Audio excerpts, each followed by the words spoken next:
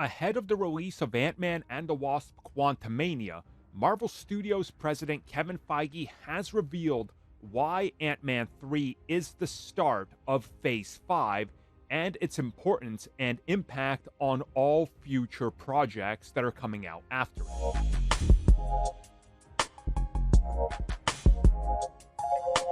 It feels like this same song and dance happens every single time a phase is ending and a phase is starting.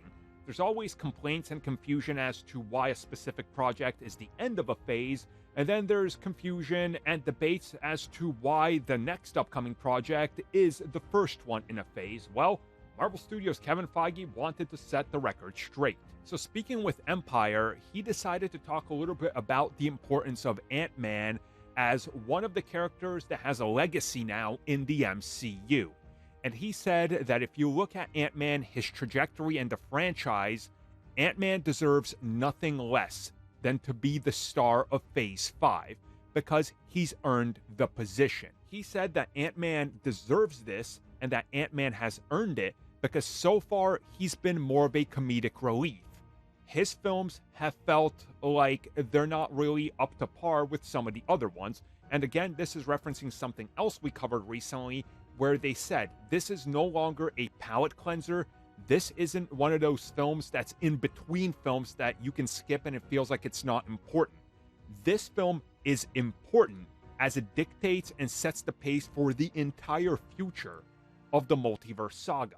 Kevin Feige would also add upon this, saying that this film is the kickoff. It's the true kickoff to what comes next and the Kang Dynasty, and that the revelations in this will have huge impact on everything going forward.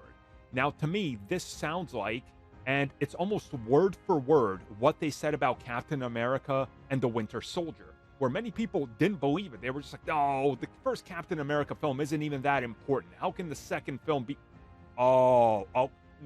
Now we get it. Okay, sorry. We'll just pretend we didn't say it. Like, that was legit people's reaction. So I honestly trust him when he says the same thing here, that this film will inform the future, because it will. The posters literally say, witness the beginning of the Kang Dynasty. Like, they want that in there for a specific reason. It's awareness. It's subliminal messaging of upcoming projects. And I do truly believe that they are setting up Ant-Man as like your next Iron Man type, your next Captain America type, where they very much want him to be very front and center on everything.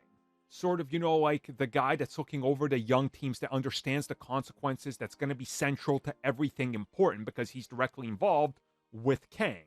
So the big implication here obviously being, well, yeah, this guy means business. And Ant-Man has gone toe-to-toe with him firsthand when nobody else has. And again, take into consideration, they don't know that Loki's out there in the TVA. So it's honestly pretty awesome to see all this faith put into Ant-Man carrying the MCU forward.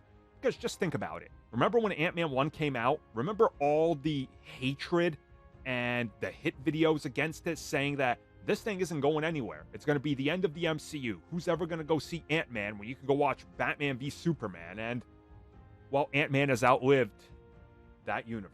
So, kind of crazy.